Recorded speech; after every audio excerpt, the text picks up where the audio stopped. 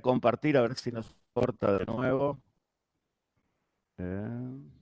Opa, espéreme un poquito porque tengo que... Está complicado esto. Perdón, debe ser un problema de conexión porque a mí se me apagó directamente, recién pude entrar, ya está grabando igual. Está, pero quiero compartir y ahora no me deja compartir.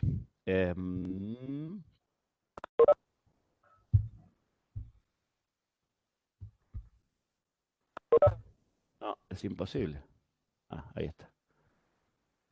Denme un minuto. Arrancamos ya. Hola María Paz.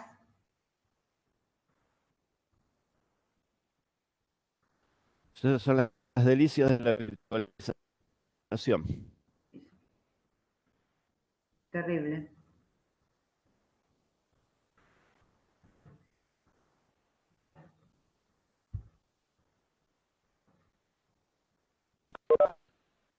Ah, me cambió. Me cambió el modelo ahora. No tengo el mismo modelo que recién. No sé, Está ¿estás cambiando. congelado yo también? ¿Estoy ¿Estoy Sí, no, congelado no. ahora? Se te escucha, pero no se te ve. Yo estoy como atrás. Yo te veo bien, profe. ¿Eh? Bien. Que yo los veo bien. Y ahí pueden ver el PowerPoint, ¿lo pueden ver? Está Sí, el cargando, está en PowerPoint, blanco. sí. Ahí sí. ¿Lo ven ahora? Sí. Ahí sí se ve. Sí. Ah, buenísimo, buenísimo. Bueno, disculpa por los problemas técnicos. Ahí arrancamos de nuevo, de cero. A ver, les contaba, la unidad número 5 del programa está orientado a trabajar la teoría social latinoamericana. La clase de hoy y las dos siguientes, van a estar dedicadas un poco a pensar los aportes de la teoría social latinoamericana al campo de la teoría social general. Y les comentaba que de alguna manera esto genera algún interrogante, ¿no? Porque, ¿cuál sería la pregunta? Generalmente la teoría social latinoamericana ha sido entendida o vista como teoría sobre un objeto particular, ¿no? Sobre un objeto específico que sería las sociedades latinoamericanas. La idea nuestra es no pensar tanto, no recuperar la teoría social latinoamericana para pensar justamente las especificidades o las particularidades de nuestras sociedades, sino que aportan a la teoría social general. ¿Qué elementos podrían aportar a una teoría social general? A ver, ¿y cuál es de qué presupuesto estamos partiendo? Partimos del presupuesto de que en los últimos años hay un renovado interés por la teoría social latinoamericana. ¿A qué se debe ese renovado interés por la teoría social latinoamericana desde mi perspectiva, la perspectiva de la cátedra? A cierto proceso que ha ubicado, ciertos procesos políticos que han ubicado a América Latina en la vanguardia de la innovación política a nivel mundial, ¿no? Y les comentaba, desde las primeras resistencias a la globalización con la emergencia del zapatismo, pasando por el Foro Social Mundial, llegando a acontecimientos más cercanos, si quieren ustedes, en nuestra temporalidad, que serían el Estado plurinacional boliviano, ¿no? Que verdaderamente es una revolución política, ¿no? Todos los estados que conocemos, y lo van a ver seguramente el año que viene en Teoría Social del Estado, son estados que, de alguna manera, hijos del Estado moderno occidental, ¿no? Se configuran con la modalidad, digamos, del Estado moderno occidental. Son estados de derecho, ¿no? Que generalmente reclaman una sola legitimidad. En cambio, en el Estado plurinacional boliviano, digamos, es un Estado que se ha constituido a partir de una legitimidad bifronte, ¿no? La que proviene de la modernidad occidental, el Estado de Derecho, pero por el otro lado también centrándose o absorbiendo, digamos, elementos de los pueblos originarios que también, digamos, de alguna manera contribuyen a su legitimación, ¿no? Por eso digo, es bifronte, cuando generalmente los estados modernos son estructurados en torno a un único principio de legitimidad, ¿no? El derecho positivo occidental, moderno. Y lo que de alguna manera yo rescato de esos procesos, digo, otro proceso más cercano también en el tiempo, interesante, que creo que va a marcar a futuro, digamos, ciertos desarrollos políticos, tiene que ver con, por ejemplo, la Asamblea Constituyente en Chile, ¿no? Que es la primera Asamblea Constituyente a escala planetaria que tiene paridad de género, por ejemplo. Em, ¿Y qué cosas rescato de estos procesos de innovación política en América Latina? Es que de alguna manera estarían cuestionando el paradigma del déficit, ¿no? Desde el cual siempre se pensó a América Latina, ¿no? Digo, yo cuando era estudiante, cuando tenía su edad, era un momento muy particular de América Latina, yo estudié, digamos, la universidad la hice entre el 83 y el 88.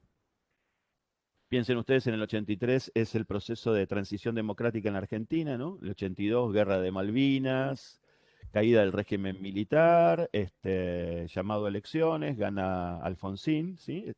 Y eso estaba pasando en toda América Latina. En toda América Latina estaba habiendo procesos de transición democrática. Bueno, y el tema de la democracia fue un tema central en mi proceso de formación, ¿no? Una pregunta era, ¿por qué América Latina siempre había vivido entre el péndulo entre regímenes militares y regímenes democráticos, ¿no? Y ahí la mirada era que América Latina tenía algún problema, tenía algún déficit, ¿no? De cultura política, de diseño institucional, y por eso la democracia no se arraigaba, ¿no? Nuestras sociedades eran sociedades que de alguna manera tenían un déficit para poder alumbrar el régimen democrático o la constitución de regímenes democráticos. Pero también antes había sido pensada América Latina desde el déficit cuando se pensaba en su escasa modernidad, ¿no? Nuestras sociedades siempre son o poco modernas, o poco democráticas, o poco desarrolladas. Eh, de alguna manera, esos procesos de innovación política están cuestionando esa idea del déficit, ¿no? No es algo que nos falta, sino que es algo que estamos aportando, digamos, a procesos políticos de escala global. Y ahí no podemos ubicar a la región en términos de déficit, ¿no? ¿Se entiende esa idea? Sí, Hola. sí, sí. Sí, profe, se entiende. Recuerden lo que les dije, ¿no? Ustedes ya han hecho un trayecto en la materia y han hecho un trayecto en la facultad en la cual de alguna manera ya podemos hacer que estas cosas sean más dialogadas, ¿no? Em, Ahora bien, digo, me interesa particularmente esta idea del paradigma del déficit, ¿no? La ciencia, y por qué? Porque ha estado atravesando de alguna manera la constitución de las ciencias sociales, ¿no? Y las maneras en que fue pensada América Latina en el marco, digamos, de las ciencias sociales, ¿no? Como les decía, las sociedades latinoamericanas siempre fueron pensadas como que tenían algún déficit de modernidad, en términos de institucionalidad política, de cultura política, de desarrollo. Y estos procesos políticos que estoy mencionando, al colocar a la región a la vanguardia de la política, cuestionan esa idea del paradigma del déficit, ¿no? Em, y acá les pongo una cita del texto mío que dice, un poco cuál era el objetivo de la materia, ¿no? Abordar los posibles aportes de la teoría social latinoamericana a la teoría social general es una manera de desestabilizar el paradigma del déficit, en tanto sus producciones ubicaron la singularidad de América Latina en un registro opuesto al de la carencia, así como poner en entredicho el modelo de sociedad que contribuyeron a naturalizar algunas producciones de la teoría social como referencia excluyente de las ciencias sociales. A ver, la idea sería recuperar la teoría social latinoamericana, ¿sí? Para desestabilizar el paradigma del déficit, ¿sí? Pero también porque, de alguna manera, estas teorías sociales latinoamericanas, que vamos a empezar a ver ahora, han cuestionado, digamos, a las teorías sociales hegemónicas porque han tenido como trasfondo, ¿sí? Han teorizado sobre la realidad, digamos, han tomado como la realidad universal, la realidad que era propia de las sociedades europeas o norteamericanas, ¿no? Y la han universalizado. De alguna manera, las teorías sociales latinoamericanas cuestionan esa idea, ¿no? La idea de que, digamos, o limitan, digamos, el poder efectivo de las teorías sociales generales, de las teorías que estamos viendo hasta ahora, en algún sentido, ¿sí? Porque lo que le cuestionan es que su teorización se ha hecho sobre digamos, tomando como realidad excluyente y única la realidad de las sociedades noroccidentales, ¿no? Europea, norteamericana, y que eso se ha universalizado de alguna manera, ¿no? Nosotros vamos a trabajar ahora, básicamente, en la clase de hoy, con dos corrientes teóricas en particular. Lo que se llama la teoría centro-periferia y la teoría de la dependencia, como dos cuerpos teóricos alumbrados en la región y que los vamos a mirar a la luz de los aportes que puedan realizar, digamos, a la teoría social general, pero también lo vamos a estar viendo en la medida en que han cuestionado el paradigma del déficit con que generalmente se vio América Latina, y la crítica que realizan, una crítica que no es consciente por ahí, que no está expresada directamente, pero que uno puede ver que subyace a la producción teórica que realizaron estos autores, y que de alguna manera lo que está cuestionando es un poco el presupuesto, ¿no?, de partida de la teoría social general, que es la universalización de una realidad social que es particular. ¿Se entiende esa idea? Sí, sí. Sí, Bueno, sí. sigo.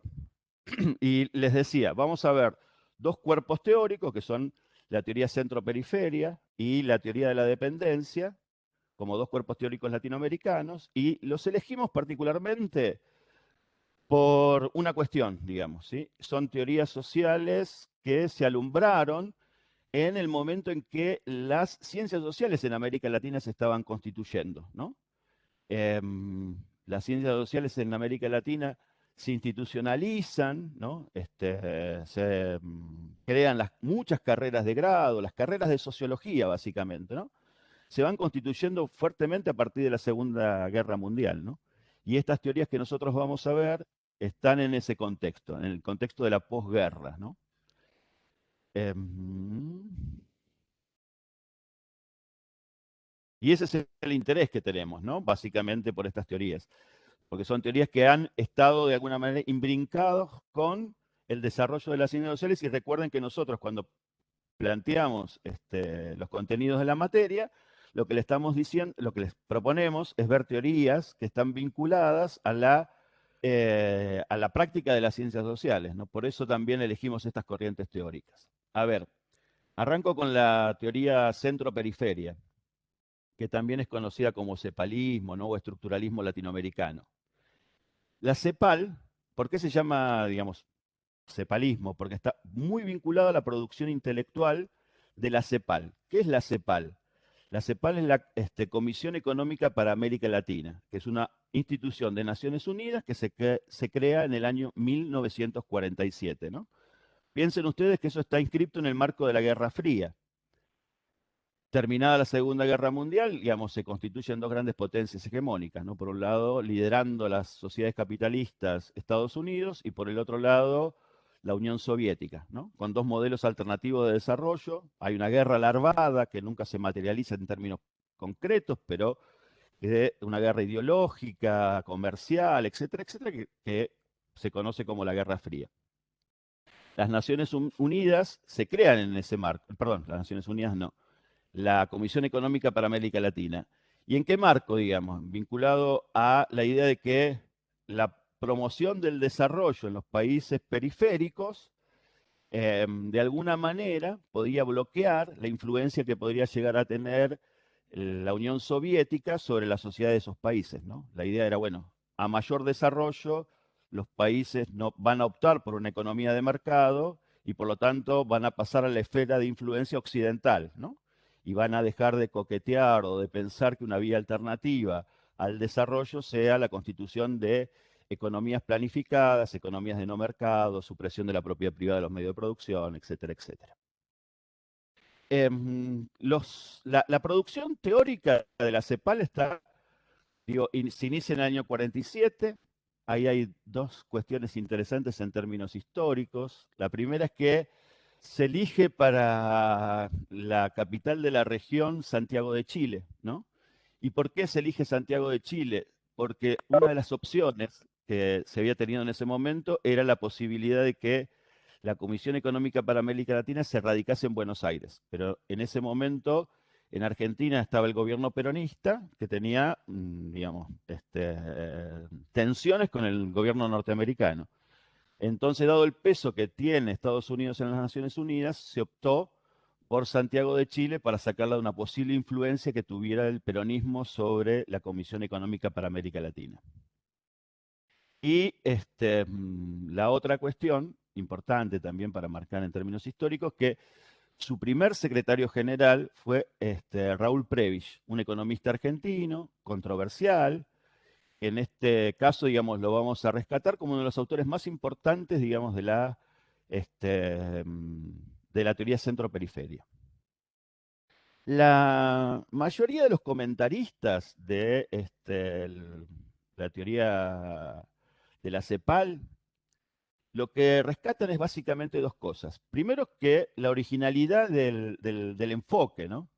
Una cosa que quiero plantearles, a ver, pequeño paréntesis, tanto la teoría centro-periferia como la teoría de la dependencia, en lo que se van a centrar fundamentalmente es en la cuestión del desarrollo y subdesarrollo, ¿no?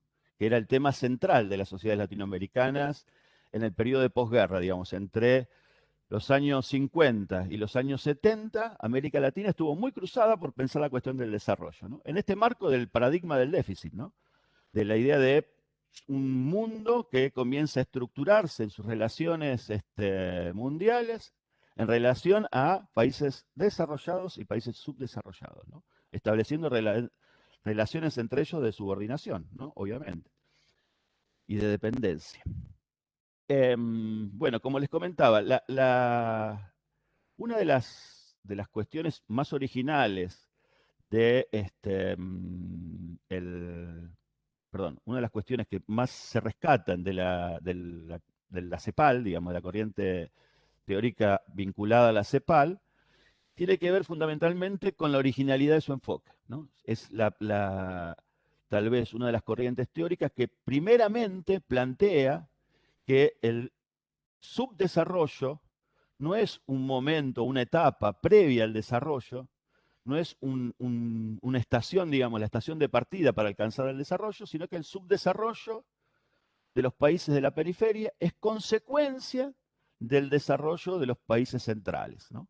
El desarrollo del capitalismo ha traído como consecuencia la división de las sociedades a escala mundial entre países, en el caso, digamos, en el momento que está pensando la CEPAL, ¿no?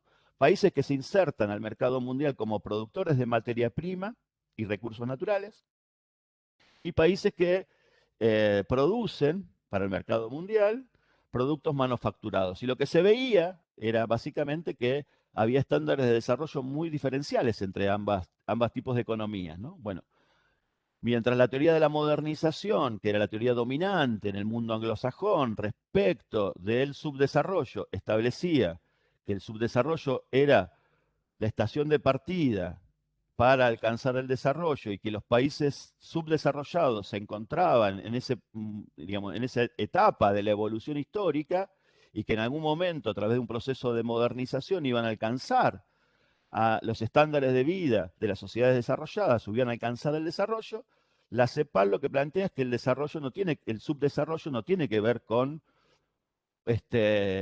un escaso desarrollo de sus economías, sino fundamentalmente el subdesarrollo es consecuencia del modo en que se insertan los países periféricos en la economía mundial. ¿Sí? ¿Se entiende esa diferencia? Hola. Sí, sí, sí. Bien, Sí, perfecto. profe, se entiende. Bien, y la otra cuestión que de alguna manera es rescatada como uno de los elementos que distinguen a la producción de la CEPAL es la cierta persistencia a lo largo del tiempo de ciertas preocupaciones, ¿no? Esto, en principio, ahí las menciono, ¿no? Las tendencias del desarrollo latinoamericano solo pueden comprenderse acabadamente en el marco del sistema capitalista internacional a partir de la estructuración de la relación centro-periferia, el señalamiento de ciertas estructuras internas que también condicionan el desarrollo de América Latina, ¿sí? De los países de la región, la significación asignada al progreso técnico, ¿no? La idea es que estas economías subdesarrolladas y comparativamente con las economías desarrolladas tenían un escaso desarrollo, digamos, del progreso técnico, ¿sí? Pero también pensando cómo el desarrollo del progreso técnico se vincula a la estructura del capitalismo mundial, ¿sí? Hay una preocupación por la equidad, ¿no? O por la igualdad.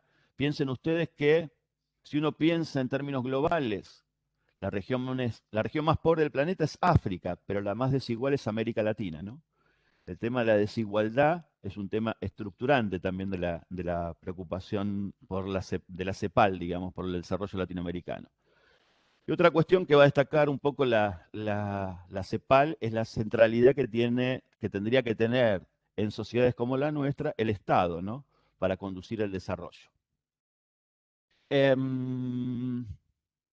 Y, digamos, fundamentalmente, ¿qué perspectiva, digamos, rescata la CEPAL? Un enfoque de carácter histórico-estructural.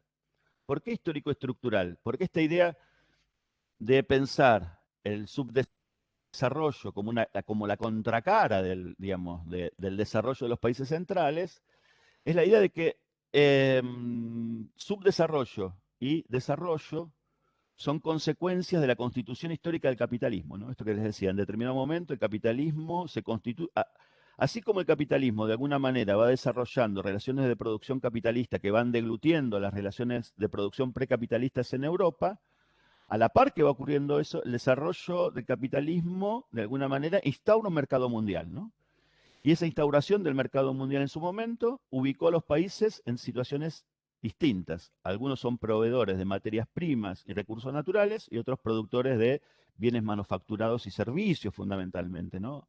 En el último desarrollo del capitalismo más contemporáneo.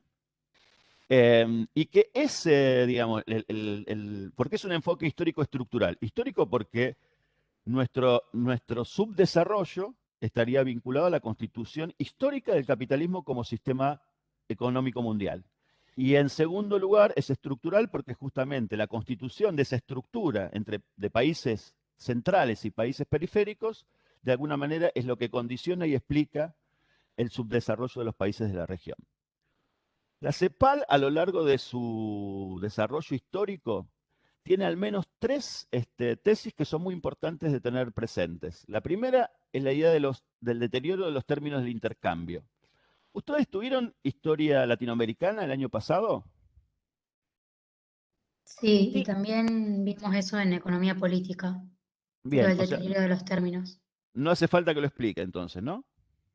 Digo, la idea ahí del deterioro de los términos de intercambio es, dada la inserción de la región en el mercado mundial como proveedora de materias primas, ¿sí? Y como consumidora de productos manufacturados, en esa idea de la división social del trabajo, hay un deterioro de los términos del intercambio porque los productos manufacturados incorporan cada vez más progreso técnico, mientras que los países periféricos el progreso técnico que incorporan en realidad es trasladado a los países centrales vía la reducción de nuestras, este, del costo de de nuestras exportaciones, ¿no?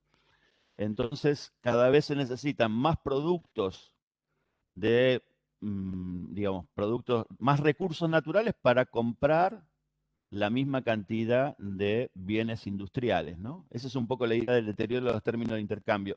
El poder de compra de nuestras exportaciones, dado que se centra fundamentalmente en una escasa incorporación de valor, porque lo que exportamos fundamentalmente son recursos naturales y lo que incorporamos son productos con alto nivel de progreso técnico, hay un deterioro, ¿no? del comercio internacional. Cada vez tenemos que exportar más volúmenes para poder importar la misma cantidad de bienes manufacturados, ¿no? Si ustedes piensan, buena parte de los problemas argentinos que atravesamos todos los días tiene que ver con eso, ¿no? Bueno, una de las tesis entonces es el deterioro de los términos de intercambio, ¿no? Es de alguna manera el deterioro de los términos de intercambio explican el subdesarrollo de las economías latinoamericanas y las dificultades para alcanzar el desarrollo, ¿no? Y ese deterioro de los términos de intercambio no tiene que ver con un déficit latinoamericano, ¿se entiende? Ahí podemos empezar a ver la idea de cuestionar el paradigma del déficit. No tiene que ver con que nuestras sociedades son escasamente modernas o escasamente democráticas o escasamente legales, ¿no? Sino que tienen que ver con la estructuración del capitalismo a escala mundial, con la especialización de países productores de materias primas y países productores de bienes manufacturados. La segunda cuestión, la segunda tesis es la idea de la heterogeneidad estructural de la economía y las sociedades latinoamericanas, ¿no? Como una de las grandes diferencias que tienen nuestras sociedades con las sociedades europeas. Y ahí también, ¿por qué heterogeneidad estructural? Porque lo típico de las sociedades desarrolladas, entre comillas, era cierta homogeneidad, ¿no? En torno a la economía industrial, una sociedad en donde las relaciones de producción vinculadas al desarrollo capitalista industrial, de alguna manera son las más extendidas y formas de producción o modos de producción que no correspondieran a el capitalismo industrial se encuentran en una marginalidad bastante significativa, ¿no? Pero el grueso de las economías y de las sociedades de este cuadrante noroccidental, digo cuadrante noroccidental porque incorporo a Estados Unidos, Canadá, a Europa, ¿no? Esas sociedades del cuadrante noroccidental fundamentalmente están estructuradas en torno a la economía industrial. En cambio, en las sociedades latinoamericanas, uno puede observar la existencia de muchos sectores de la población vinculados a economía de subsistencia y formas de economía precapitalistas, ¿no? Que vienen de tiempos inmemoriales, vinculadas a tradiciones de nuestros pueblos originarios, ¿no?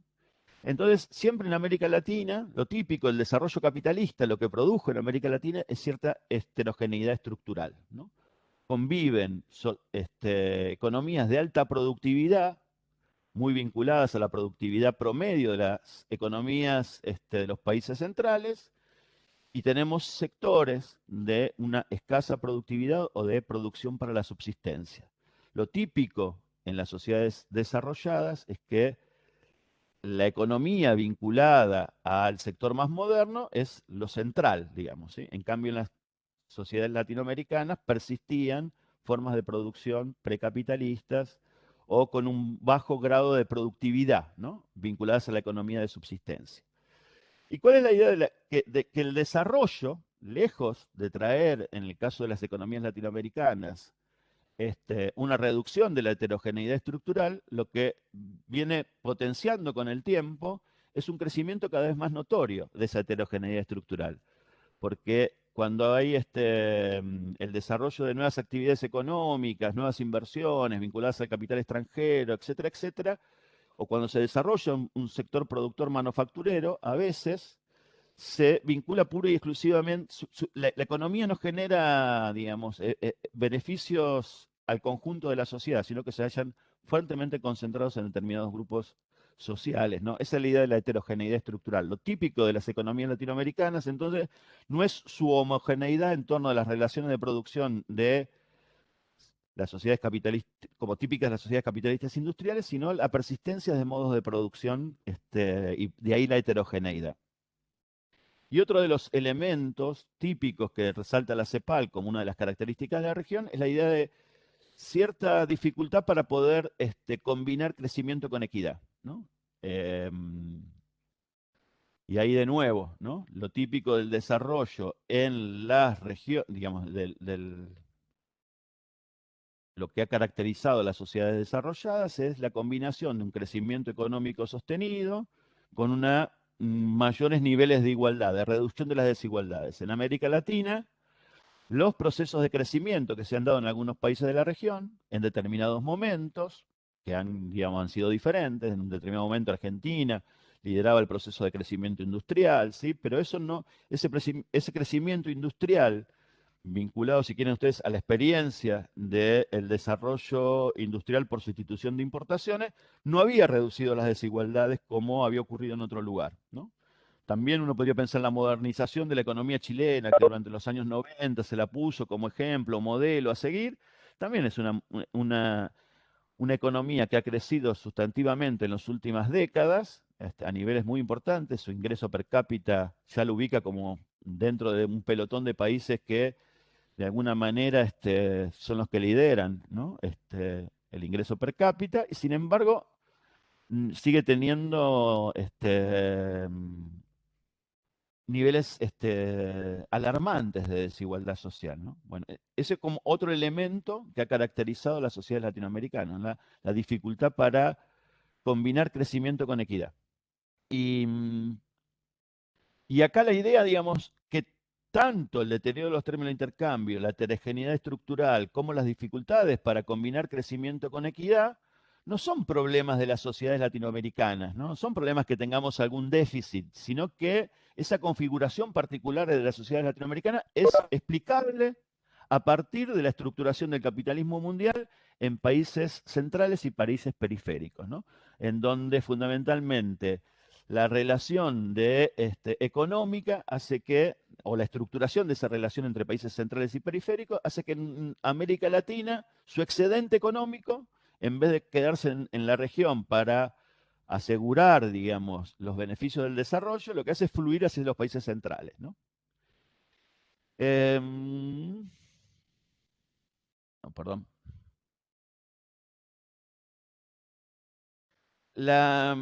Vamos con la teoría de la dependencia, aplicar algunas de las tesis principales. A ver, la teoría de la dependencia se formula fundamentalmente o ha tenido un gran disparador también en Santiago de Chile, ¿no?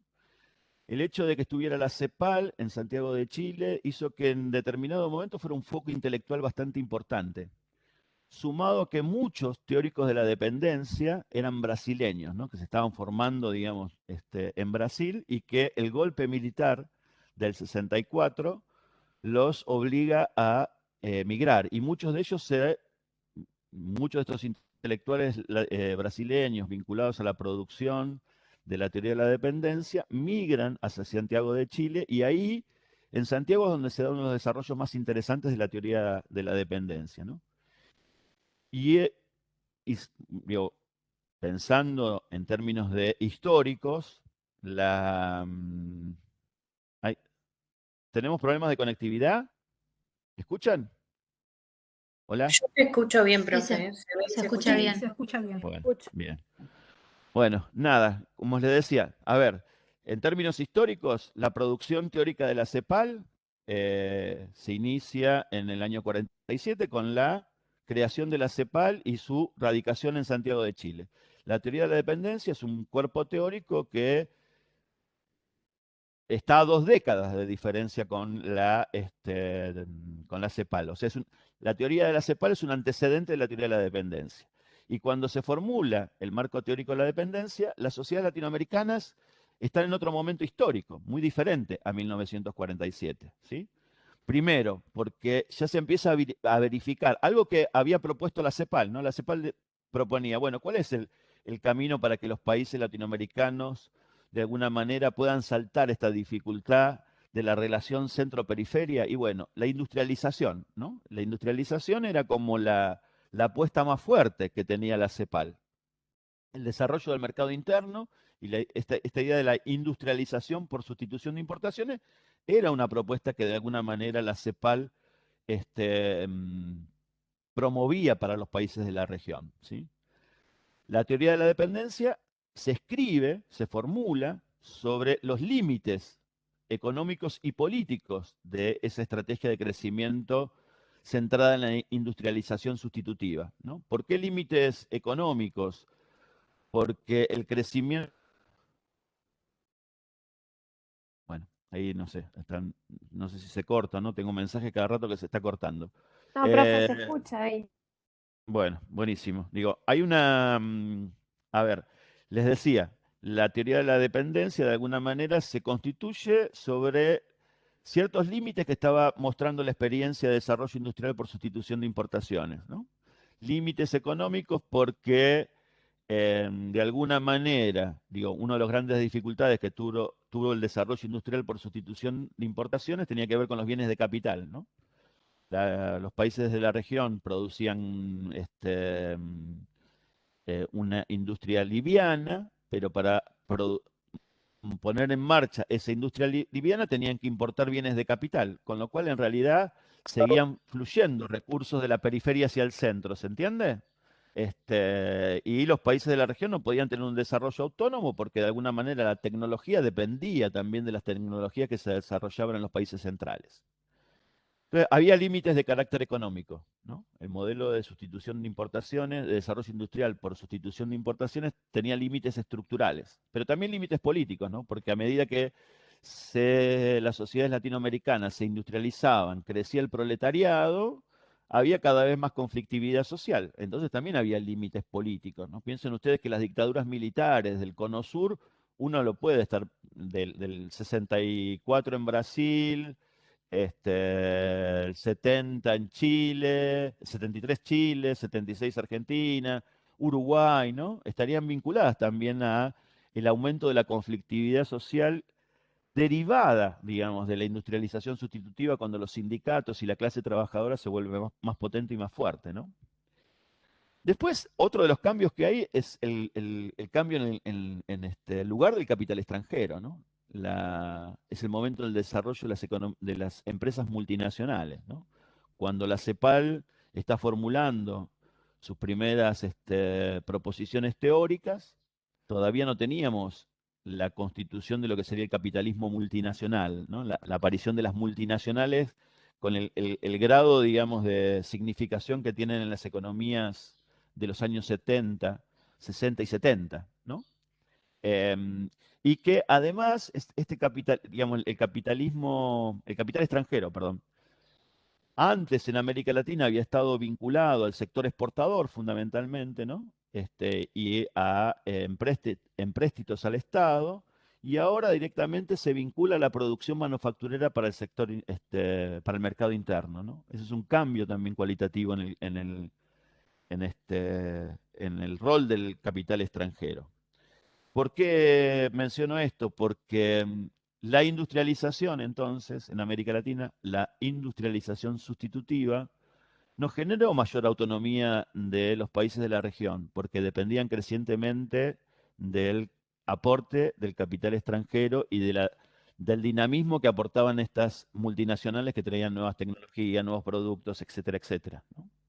O sea, la industrialización que había propuesto la CEPAL, lo que veían los teóricos de la dependencia era que no había trastocado fundamentalmente nuestro lugar en las economías mundiales, porque el lugar que tenía el capital extranjero hacía que el flujo de recursos de los países de América Latina hacia los países centrales cambiara de forma, pero que de todas maneras siguiera, digamos, manteniendo esa dirección, ¿no? De América Latina hacia los países del centro. Eh, Después también, obviamente, tiene un impacto muy fuerte la Revolución Cubana en toda la discusión política sobre de las sociedades latinoamericanas de su momento, ¿no? Porque la Revolución Cubana lo que mostraba era que no era necesario que los sectores populares se alinearan o constituyeran, digamos, alianzas con las burguesías para llevar adelante primero una revolución democrático-burguesa para después alcanzar el desarrollo y la autonomía de nuestros países, ¿no? La Revolución Cubana mostraba que había otro camino posible, ¿no? Después también, obviamente, la teoría de la dependencia, si quieren ustedes comparativamente con la CEPAL, es una teoría mucho más radical en términos económicos y políticos, ¿sí? Y de alguna manera coincide con la radicalización de la lucha de clases a nivel mundial. Piense usted en mayo del 68, ¿no? En Francia. También el año 68 es un año muy particular de mucha movilización en toda América Latina, ¿no? Y obviamente que también lo que aparece muy fuertemente en el centro digamos, de la historia mundial es las luchas anticoloniales, ¿no? Vietnam, eh, África, ¿no? Es un fuerte. La teoría de la dependencia coincide, digamos, en términos del escenario internacional de la época, con procesos políticos muy interesantes en términos de descolonialización, ¿no? Argelia antes, ¿no? Bien. ¿Y qué antecedentes teóricos encontramos en la teoría de la dependencia? Primero, digo, marcaría o señalaría que en la historiografía de la región, en la historiografía de América Latina, hubo un debate muy interesante entre aquellos que interpretaban que la colonia, ¿no? La época colonial de la historia de América Latina, ¿qué naturaleza tenía? Si era precapitalista o si era capitalista, ¿no? Algunos autores señalaban que la colonia era fuertemente precapitalista porque el uso de la fuerza de trabajo estaba vinculada a este, el uso, digamos, de la coacción, ¿no? No era trabajo libre, ¿no? No había un régimen asalariado, sino que el trabajo se obtenía mediante recursos coactivos, ¿no? Como toda la organización de la mano de obra, la mita, el yaconazgo, digamos, en el caso eh, más del antiplano, por ejemplo, ¿no? y en algunos lugares la introducción del esclavismo, ¿no? En el caso de las plantaciones de Brasil. Entonces, muchos lo que planteaban es, bueno, en realidad la economía colonial no usaba fuerza de trabajo a través de la compra-venta, ¿no? Sino que fundamentalmente eran formas de trabajo forzado, ¿no? Entonces no era capitalista, porque capitalismo implica la compra-venta de la fuerza de trabajo mediante el salario, ¿no? Em, pero otros autores empezaron a señalar, y estos son los que van a influir fundamentalmente, digamos, en la teoría de la dependencia, a que América Latina era capitalista, no por el tipo de cómo, de cuál era el régimen de trabajo dominante en la colonia, sino fundamentalmente porque estaban incluidas a través de la circulación, en términos de, digamos, de comercio, estaban incluidas en el capitalismo, ¿no? Eran regiones que pese a utilizar trabajo forzado, en su relación con la economía mundial se comportaban de manera capitalista, ¿no? Porque estaban incluidas en los circuitos, digamos, de comercialización capitalista de la época, ¿no? Que es el momento en cuando se constituye el capitalismo, ¿no? Estamos pensando en eso. La otra vertientes teóricas que van a influir en la teoría de la dependencia son las teorías sobre el imperialismo, ¿no? Las teorías de Lenin, Rosa Luxemburgo, etcétera, etcétera. La CEPAL también es un antecedente bastante importante, ¿no? Y hay una corriente teórica marxista que fundamentalmente se desarrolla en Estados Unidos, con dos autores, fundamentalmente, que son Paul Baran y Paul Sweezy, que alumbran la teoría del capitalismo monopólico, ¿no? La teoría del capitalismo monopólico diría, así como Marx lo que propone es que el excedente se extrae a través de la explotación del trabajo libre, ¿no? A través de la plusvalía, la idea es que la concentración del capital, la centralización y concentración del capital que ya Marx había descrito, de alguna manera daba lugar a la constitución de una forma de capitalismo que era monopolio y que la manera de extraer el excedente, que digamos, de plusvalía, que lugar tiene que ver con la monopolización de la oferta, ¿no? Ahí las empresas ganan más, tienen una sobreganancia, no solamente porque explotan la fuerza de trabajo, sino porque de alguna manera monopolizan la oferta de un producto, ¿no?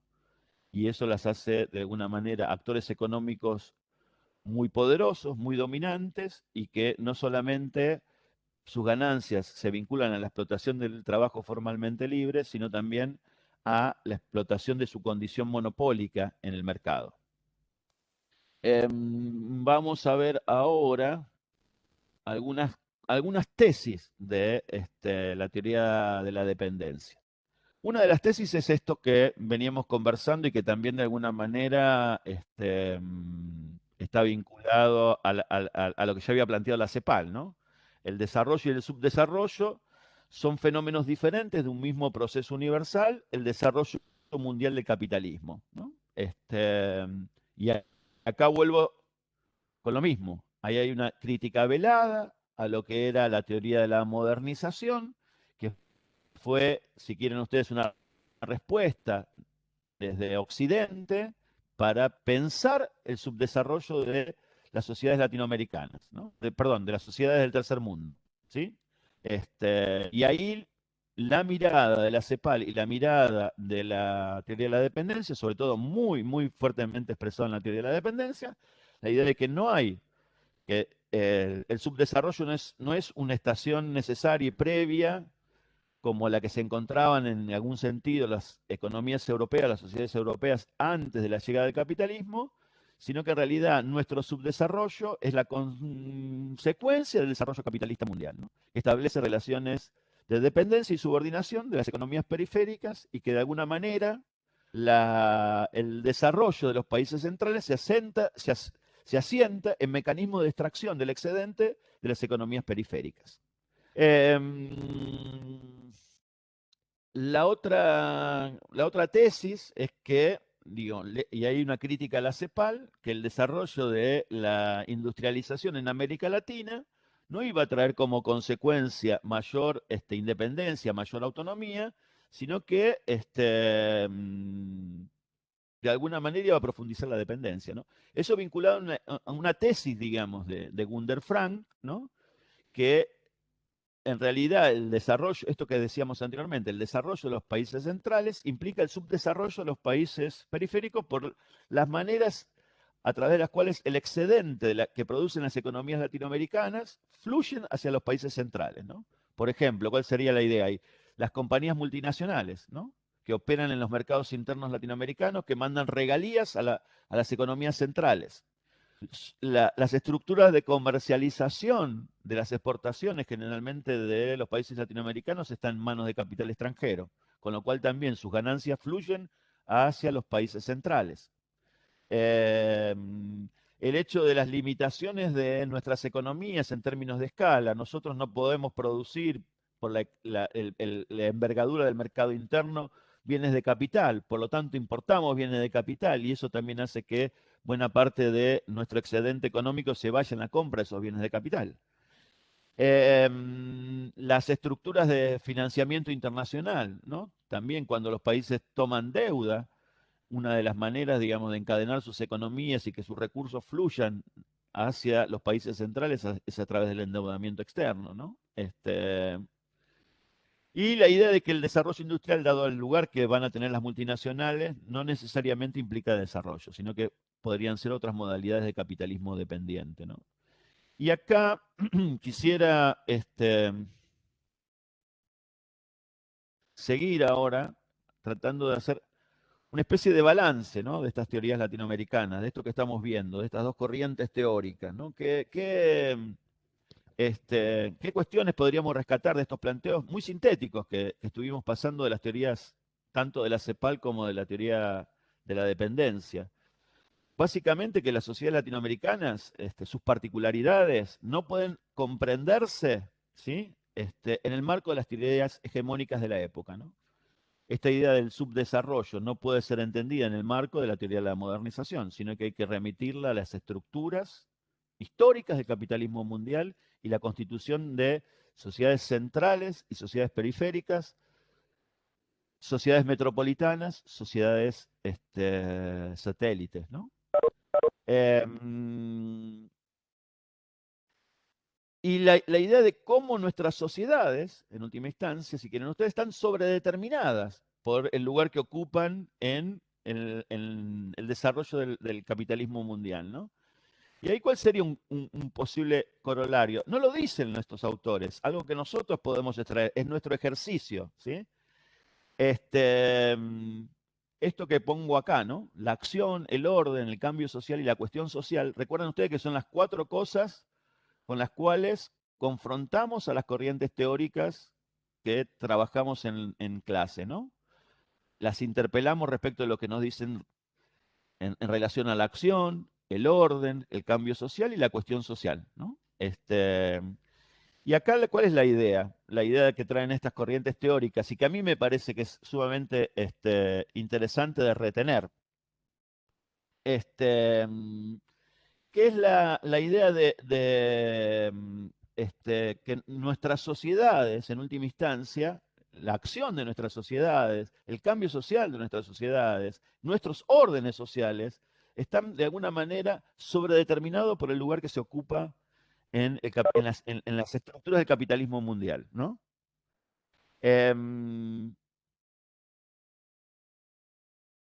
Y la otra cuestión que me parece que es interesante rescatar es la idea de que, de alguna manera, estas corrientes teóricas, estas teorías que estamos viendo, ¿no?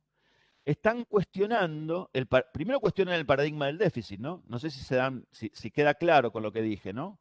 La idea, nuestras sociedades no es que tengan déficit, nuestras sociedades tienen estos rasgos por el modo en que se han incorporado a la modernidad capitalista, ¿no? Y la otra cuestión que quiero rescatar de estas teorías es la idea de la reflexividad, ¿no? Que de alguna manera contienen, ¿no? Porque ¿qué están cuestionando estas perspectivas teóricas? No quiero centrarme en lo propositivo que dicen respecto de nuestras sociedades, que eso ya es bastante, ¿no? sino en el hecho de que lo que nos proponen es que para entender estos temas de la acción, ¿cuál es digo, para decirlo más fuertemente, cuál es el gran aporte que han hecho estas teorías sociales latinoamericanas?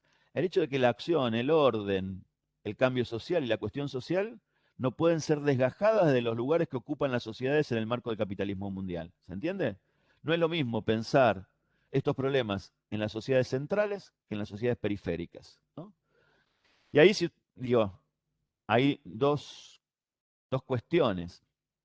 A ver, si seguimos a Quijano, la modernidad es inseparable de la colonialidad, ¿no? Digo, así como la modernidad ha sido inseparable de la constitución del capitalismo, está vinculada a la institucionalización de un orden patriarcal, también está vinculada a la cuestión de la colonialidad, ¿no?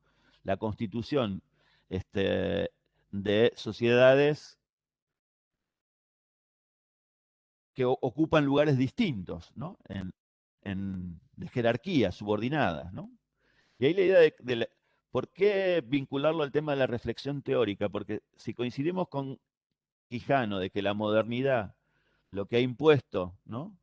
La idea de que se constituye, eh, Quijano tiene una idea que me gusta mucho, ¿no? La idea de la constitución, la modernidad occidental constituye destituyendo, ¿no? De alguna manera la modernidad occidental se constituye como razón única, como razón universal, destituyendo otras racionalidades alternativas, ¿no?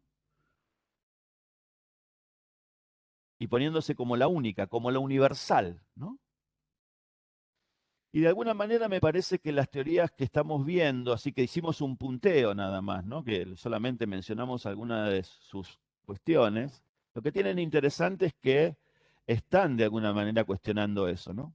Porque lo que cuestionan es la idea de que a través de digamos, las teorías hegemónicas lo que han hecho es que la realidad sobre la cual pensaron, la cual se edificaron esas teorías, se termina universalizando, ¿no? Como si fuera la única realidad social posible.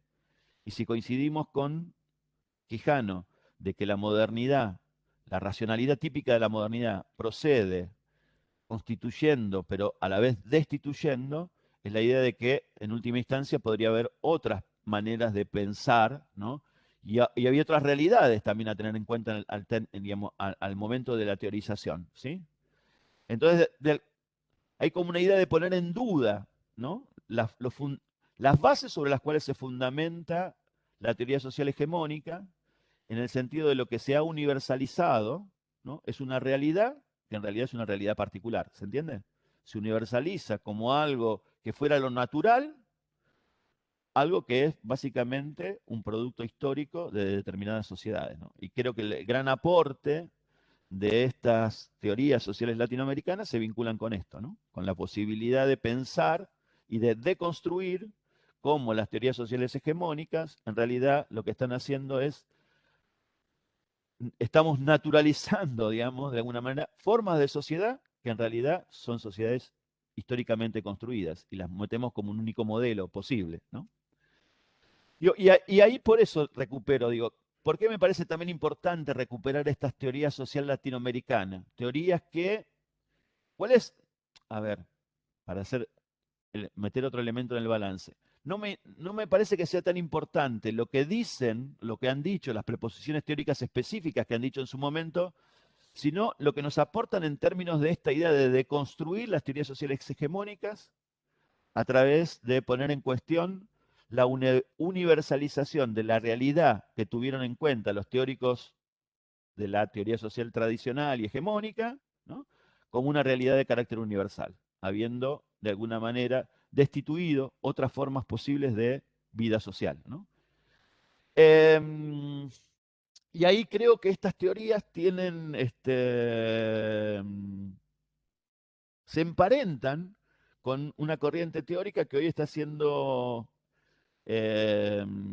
muy discutida, digamos, ¿no? En los ambientes intelectuales latinoamericanos, que es el pensamiento postcolonial, ¿no? Pero, ¿qué diría? Voy a decir dos cosas, digamos, del vínculo entre las teorías de la CEPAL y la teoría de la dependencia y esta idea del pensamiento postcolonial, ¿no? de alguna manera las teorías de la dependencia y las teorías de la CEPAL lo que se centraron básicamente en las estructuras del capitalismo mundial, ¿no? Las relaciones económico-sociales, si quieren ustedes, ¿sí? En cambio, la teoría, el pensamiento postcolonial se centra fundamentalmente en la idea de una episteme imperial, ¿no? Una episteme imperial que de alguna manera eh, está estrechamente vinculada a las ciencias sociales. Las ciencias sociales modernas, ¿no? Las ciencias sociales son hijas de la modernidad, ¿no? Y son hijas también de esta episteme imperial. ¿Y qué plantea de alguna manera el pensamiento postcolonial? Que la teoría social, ¿sí? Y formando parte de esta episteme imperial, ha sido también fundamental en la producción y reproducción de las relaciones coloniales, ¿no? Digo, mientras, para comparar, ¿no? La teoría de la CEPAL y la teoría de la dependencia se centraba en las estructuras económicas, el pensamiento postcolonial se centra en las estructuras del pensamiento, ¿no? En la episteme, ¿no? ¿Y qué creo que comparten también justamente? La idea de cuestionar el canon instituido en la teoría social hegemónica, ¿no? En, este, en esta idea de porque las teorías que lo conforman han formulado sus categorías, marcos conceptuales y problemas que las impulsan, teniendo como referencia exclusiva a las sociedades noroccidentales. Las reflexiones tienen como referencia eso y, como dije, esa referencia se universaliza cuando no es más que una realidad particular, ¿no? Y voy a terminar con algo que les quería compartir, digamos, como una reflexión. ¿Por qué me parece que es importante que nosotros pensemos la teoría social latinoamericana también en este momento de nuestros países? Y les dejo esto, ¿no? En tiempos en que la derecha oligárquica propicia un nuevo pacto colonial para América Latina, ¿no? Digo, claramente me parece que esta idea de la grieta que tanto se habla casi es común en América Latina, ¿no? Y la existencia de dos proyectos, proyectos de carácter nacional popular, vinculado este, a los sectores subalternos, y proyectos que están vinculados a los grupos dominantes y hegemónicos, ¿no? Este es un momento en donde yo creo que la derecha oligárquica, la derecha tradicional, digamos, ¿no? Modernizada de alguna manera, está propiciando un nuevo pacto colonial para América Latina, ¿no? ¿Por qué? Porque nos proponen la sumisión al capitalismo financiero internacional, endeudamiento, la profundización de la extranjerización de nuestros recursos naturales, ¿no? Con la idea de la apertura a la producción y al capital extranjero de nuestros recursos naturales, ¿no? Y hay una episteme, ¿no? Que también nos dice que la integración al capitalismo global es el único proyecto viable para nuestras sociedades, ¿no? Recuerden ustedes que en el debate político argentino en los últimos tiempos se decía que la Argentina estaba desconectada, ¿no? Y que la adopción de la economía liberal era como el mecanismo para que nos pudiéramos volver a integrar al mundo, ¿no? Yo creo que nada, que recuperar alguna de estas variantes de la teoría social latinoamericana, así como prestar atención a las reflexiones asociadas a la teoría postcolonial, parece una tarea necesaria e impostergable en las sociedades, en las ciencias sociales de nuestros países, ¿no? Yo creo que nada, que en estos tiempos en donde nuevamente se nos están proponiendo un nuevo pacto colonial, volver a las fuentes de la teoría social latinoamericana, revisando teorías como la teoría de la CEPAL y la teoría de la dependencia, nos ayudan un poco a pensar nuestras regiones, ¿no? Y nada, pensar cuáles son los desafíos que tenemos en términos de sociedades. Pero haciendo este balance, ¿no? Las teorías sociales que estuvimos viendo no son teorías sobre un objeto específico. Sí son teorías sobre un objeto específico, pero al pensar las particularidades de las sociedades latinoamericanas, nos legan algo a materias como las nuestras, que son de teoría social general. ¿Qué nos legan? Nos legan esta idea de cierta deconstrucción de la teoría social hegemónica en relación a que muchos de sus postulados tienen como referencia una realidad que no es una realidad universal, sino que es una realidad particular. Y que esas producciones teóricas estuvieron ligadas a la constitución de una episteme que, como por ejemplo, a través de la noción de déficit, que empezamos con eso en la clase, que a través de la noción de déficit, de alguna manera, lo que hace es producir y reproducir las relaciones coloniales. ¿Se entiende? ¿Se entendió? Medio caótico todo porque estoy con problemas de conectividad, pero en todo caso vamos a tener nuevamente un encuentro, digamos, para preguntas, y estaríamos conversando sobre esto tal vez la semana que viene no, porque van a tener con Cristian marxismo latinoamericano, pero después del martes que viene, o sea, el martes 19, ahí ya vamos a hacer una especie de intercambio sobre el balance, ¿no? Para que podamos, en esta dirección de lo que les decía, ustedes ya tienen una trayectoria dentro de la carrera y dentro de la materia en donde ya ustedes también pueden aportar lo que piensan respecto de la significación de abordar temas como estos de teoría social latinoamericana en una materia orientada a la teoría social general, ¿no? ¿Se entiende? Bueno, dejo por acá. Nos vemos el martes 19 conmigo y el martes 12 con Cristian. ¿Alguna duda? ¿Pregunta? Bueno, no. Dejo por acá. Nos vemos en breve. Sí. Perdón, Julio, preguntan los chicos si podés dejar el power. Sí, te lo mando y lo subís. Sí, dale, Marta, dale. Lo pongo en recursos. avisales. Listo. Un aviso. Nosotros el año pasado, en el marco de la pandemia, hicimos un conversatorio sobre teoría social latinoamericana. Les vamos a dejar, con la participación de algunos profesores de la facultad, les vamos a dejar el link de ese conversatorio y les vamos a dejar un link también con un resumen, por si quieren, primero quieren ver el resumen y ahí después, si algo les interesa, con más detenimiento, miran el conversatorio completo, ¿sí? Bueno, pido disculpas por las dificultades técnicas. No sé qué habrá salido de esto, pero bueno, nos vemos en 2 semanas. Saludos. Cuídense. Grabarse, la clase se grabó, así que esperemos que se pueda ver todo perfecto. Bueno, nos vemos. Nos vemos. Chao, chao. Chao.